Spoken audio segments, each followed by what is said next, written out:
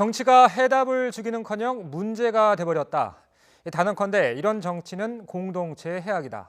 한 여당 초선 의원이 내년 총선 불출마의 뜻을 밝히며 진단한 20대 국회 2019년 한국 정치의 현실입니다.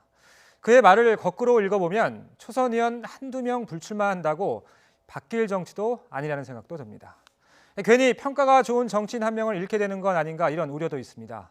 제가 말씀드린 그 부끄럽고 창피해서 불출마를 결심했다는 민주당 이철희 의원 모셨습니다. 안녕하십니까? 안녕하십니까?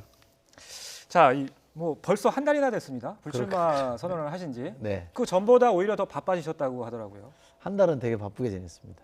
주로 어떤 일정들 소화하셨나요? 뭐 방송이 많았고요. 예, 예. 또 인터뷰가 예. 많았고 또 근래는 여기저기 좀 불려가는 데가 있어서 예. 바쁘게 지냈습니다. 예. 자, 뭐 그렇게 바쁘게 지내시다 보니까 YTN 나오시는데도 한 달이나 걸리셨는데 자, 2년 전쯤으로 제가 기억을 하는데 제가 네. 국회 출입 기자 당시에 사석에서 차기 총선에 나가지 않겠다 이런 얘기를 하셨었어요. 그래서 저는 그때 믿지 않았거든요. 근데 공식적으로 이제 선언을 하셨는데 그 뒤에 사실 많은 분들이 지금 응원을 해주시고 계거든요. 후회되지 않으십니까? 결정이 후회되지는 않고요. 예. 다만 두 가지 생각이 있는데요. 예. 하나는 정치하는 사람이 뭘 이렇게 하겠다고 하면 박수를 받는 시대가 아니라 안 하겠다고 하니까 박수를 받는 이 씁쓸함, 결국 정치에 대한 우리 국민들이 갖는 불신이 상당히 크구나라는 게 좀 와닿았고요. 또 하나는 제 이런 불출마가 정치 자체에 대한 어떤 불신, 정치 혐오를 또 조장하는 걸로 갈 수도 있겠다. 제 뜻은 그게 아닌데 사실은 정치가 너무 중요하고 그 너무 중요한 정치가 달라져야 되고 바뀌어져야 된다는 게 제가 드리고 싶은 말씀이었는데 아니 뭐 저런 친구도 힘들다 하니 뭐 정치 문제 있는 거구나. 역시 정치는 쳐다보면 안 돼. 이렇게 판단할까 봐 제가 좀 걱정이 돼서 요즘은 제 원래 뜻은 정치가 바뀌어야 되고 그 바꾸려면 시민의 힘으로 바꿀 수밖에 없다. 그러니까 정치를 외면하지 마시라. 이 말씀을 꼭 덧붙이고 있거든요. 그래서 저는 뭐 제가 좀 더 의지가 굳건하고 좀 단단한 내면이 있으면 안에서 더 이른바 싸워볼 수 있겠습니다만 저는 이만큼만 하고 뭐 그때도 제가 뭐 이 국회는 더 오래 할 생각 많지 않았었기 때문에 밖에 나가서 조금 거드는 역할을 하겠다는 역할의 변경이라고 생각해 주시면 좋겠고요. 정치에 대한 관심, 정치 개혁에 대한 의지는 우리 시민들이, 국민들이 많이 가져주면 좋겠습니다. 의원님께서 이제 불출마 선언하신 뒤에 표창원 의원도 불출마를 선언하셨고 그래서 굉장히 주목을 많이 받았는데 그 이후엔 좀 잠잠합니다. 실제 분위기는 좀 어떻습니까, 내부?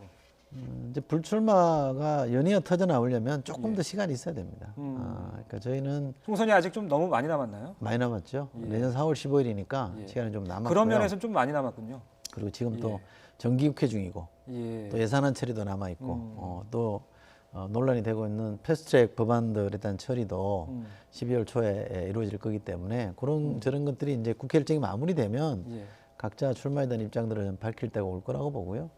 다만 우리 정치가 이렇게 문제가 있다, 정치를 바꿔야 된다라는 문제 제기의 어떤 물꼬를 텄다 그럴까요? 쇄신의 물꼬를 텄다는 게 저나 표창원 의원이 한 역할인 것 같고요. 마치 저희 둘이 해답을 갖고 있는 것처럼 비춰지는 거는 좀 과한 기대 같고 저희도 이대로는 안 됩니다라는 문제 제기를 한 것이고 또 쇄신의 방향은 이런 게 좋겠습니다라는 정도가 저희가 할 일이지 시시콜콜 이거 하세요 저거 하세요 하는 거는 저희도 여러 사람이 논의하는 중에 한 목소리를 낼 수는 있겠지만 마치 정답이나 해답을 갖고 있는 것처럼 비춰지는 건 좀 과도한 것 같고요. 저희가 감당할 수 없는 영역입니다. 자, 뭐 이 현역 의원 불출마 선언한 의원들을 제외하고도 평가 과정에서 하위 20%는 현역 의원 20%를 걸러나겠다는 지금 방침이잖아요, 민주당에서.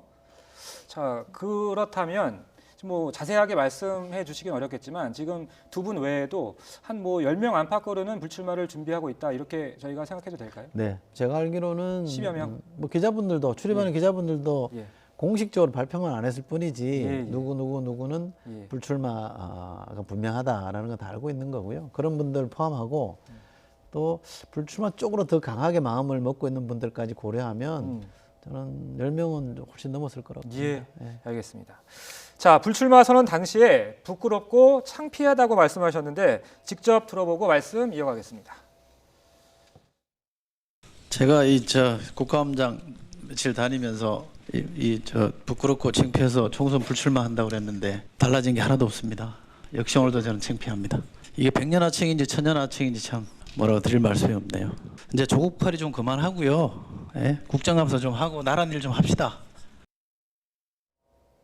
자, 지금 말씀을 들어봐도 그렇고 아무래도 조국 정국이 직접적인 불출마 계기가 되신 것 같기도 한데 이게 질타하신 우리 정치 현실이 야권만을 향한 겁니까? 아닙니다. 야권만 탓하면 그거는 또 정치 공방이 될 수밖에 없는 거고요. 예. 저는 여권이 져야 될 책임, 야권이 예. 져야 될 책임이 조금씩 다르게 구체적으로 쓴소리를 해주신다면요. 예. 여권을 향해서. 여권은 뭐 제가 속해 있는 게 여당이니까 여당에 대한 얘기를 먼저 한다면 예.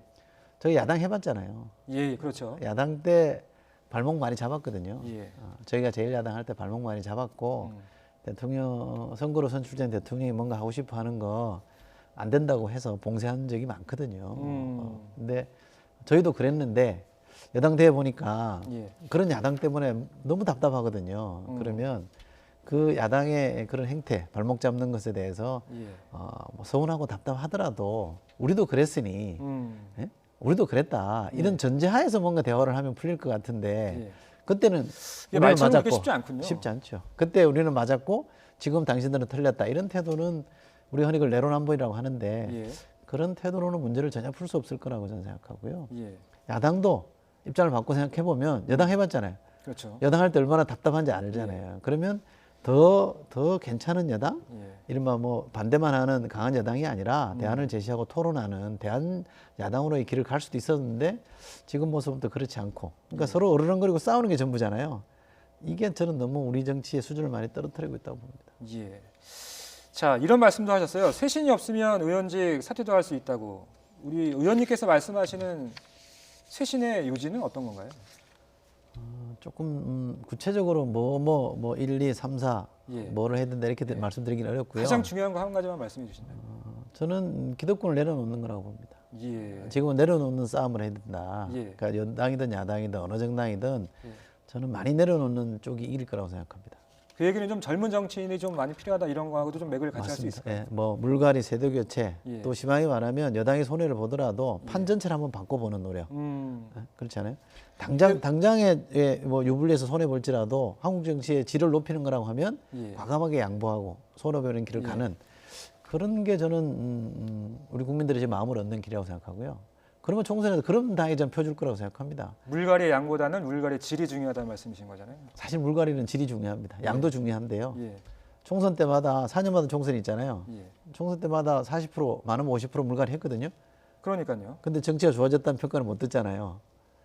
그러니까 그렇죠. 지금 민주당에도 뭐 초선 의원들이 지금 65명이 예, 있습니다. 그러니까요. 그러니까 얼마나 많이 바꾸느냐가 중요한 게 아니고 예. 누굴로 바꾸느냐가 중요한데 제가 요즘 노래를 부르는 게 뭐냐면 제발 이제 스펙 공천 그만하자. 스펙 좋은 사람 예. 공천해가지고 정치가 좋아진 거는 스펙이라고 하는 건 꼭 인지도하고 연결됩니까? 뭐 인지도랑 조금 다르죠. 스펙은 뭐 좋은 학벌에 뭐 사회적으로 성공한 사람 또는 저처럼 방송에 나가서 인지도 올라간 사람 이런 사람들을 공천하는 게 그동안에는 보통 문법이었거든요. 그렇죠. 보통 그렇게 했습니다. 왜냐하면 지역구 가서 당선될 만 해야 되니까 얼굴 모르는 사람은 잘 안 그렇죠. 뽑아주니까 그래서 부득불 그렇게 한 측면이 있긴 합니다만 근데 그 사람들 대거 영입해도 정치가 좋아졌다는 평가를 못 받고 있으니 그러면 바꾸는 건 바꾸되 어떤 사람으로 바꿀 거냐는 새롭게 접근하자. 그래서 아직 어리다고 얘기하는 20, 30대를 대거 발탁하자는 게 제 취지입니다. 이 사람들이 정치라는 게 현인이 꼭 성공한 사람이 하는 거 아니거든요. 근데 현실적으로 지역구 선거 나가서 젊은 정치인들이 이기는 게 쉽지 않잖아요. 쉽지 않죠. 그래서 결국엔 비례대표가 되는 건데 그래서 비례대표의 한 절반 정도는 저는 20, 30대 지금 민주당 내에서도 그게 가능합니까? 저는 상당히 많은 공감대를 얻고 있다고 생각합니다. 폭은 예. 3분의 1로 하자는 사람도 있고 저처럼 아주 과감하게 절반으로 하자는 사람도 있습니다만 저는 지금처럼 과거에 한두 명 했잖아요. 그 방식으로는 안 된다. 최소한 10명, 20명은 대거 공천해야 되고 그분들이 국회에 들어오게 해야 된다는 문제의식은 저는 공감하고 있다고 생각합니다. 예. 그렇게 하고요. 예. 그다음에 우리 당이나 뭐 다른 야당도 이른바 텃밭이라는 지역이 있잖아요. 나가면 되는데 공천하면 되는데 이런 데는 젊은 사람을 다 할 수는 없습니다. 그러나 상징적으로 몇 군데만 정해서 공천하고 당력을 집중하면 당선될 거거든요. 예. 처음에 말씀하신 기득권과 좀 연결이 되는 말씀이신 것 같고 2030이 직접 정치를 하는 것도 중요하지만 2030의 표심을 얻는 것도 어떻게 보면 더 중요한 일이잖아요. 근데 사실 뭐 좀 전에 그런 한계도 좀 있고 좀 2030을 겨냥한 좀 획기적인 정책이라는 게 가능하겠습니까? 뭐 얼마 전에 모병제 논란도 있었고요. 여러 가지 저는 모병제가 20, 30대 특히 20대 마음을 얻는 정책이 될지는 저는 잘 솔직히 자신 없습니다. 제가 예. 국방위를 해봤기 때문에 예. 그 내용을 좀 아는데요. 이거 병력을 줄이는 만큼 이 첨단 장비로 대체해야 되기 때문에 돈이 천문학적으로 들어가거든요. 그래서 이게 단기간에 할 수 있는 사안은 아닙니다. 저는 문제의식을 가지고 토론해 보는 것은 필요할 거라고 생각하는데요. 정책적으로 접근할 거는 저는 있다고 봅니다. 예를 들면 저는 개인적으로 좀 주목하는 거는 우리 기본수당 개념을 청년한테 적용해서 예. 청년 기본수당 이런 것도 한번 저희가 충분히 당장 꺼내놓지는 않더라도 예. 충분히 내부 토론을 해볼 만한 저는 사안이라고 보고요. 마음을 얻는 것도 중요하진데요.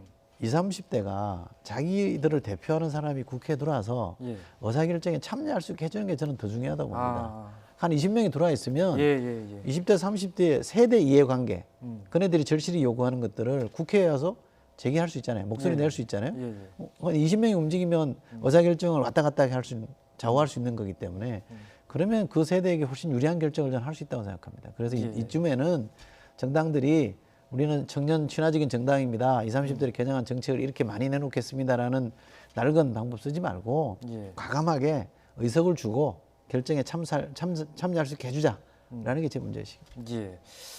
화제를 좀 돌려서 이낙연 총리 등판론을 놓고서 일부 언론 보도이긴 합니다만 여당 내에도 상반된 기류가 있다. 뭐 쉽게 얘기하면 이해찬 대표 측에서 좀 반대하는 거 아니냐. 왜냐하면 노영민 실장께서 말씀하시기를 당의 요청이 있고 본인이 수락하면 놓아드린다. 그 얘기는 당의 요청이 없으면 놓아드리지 않을 수도 있다는 의미로 또 해석이 되더군요. 실제 네. 당내 분위기는 어떻습니까? 그러면 당 대표실에서 어떤 입장을 갖고 있다라고 제가 들은 바는 없고요. 예. 다만 두 가지 생각은 있습니다. 하나는 차기 주자 지지율 조사하면 1등이잖아요. 그렇죠. 그죠? 그것도 예. 압도적인 1등 아닙니까? 예. 그러면 그런 분이 총선에 와서 역할을 하는 게 맞다. 라는 그런 생각을 가지신 분이 있고요. 다른 예, 한 예. 분은 소중한 자산이고 또 총리 후보를 물색하는 데 시간이 좀 걸리니 굳이 서둘러서 올 거 있느냐. 차근차근 이렇게 절차를 밟아서 오는 게 좋지 않겠느냐. 이런 생각을 가지신 분도 있습니다. 난 두 가지 다 저는 문제의식이 있다고 생각합니다. 그래도 의원님의 생각은 어디에 더 가까우신가요? 저는 가급적 빨리 와야 된다고 생각합니다. 전자에 가깝다는 네. 말씀이신 거고. 자, 알겠습니다. 요새 이제 예산 정국이잖아요. 김재현 예결위원장이 뭐 얼마 전에 다른 일로 좀 논란이 되긴 했는데 이런 얘기도 했었어요.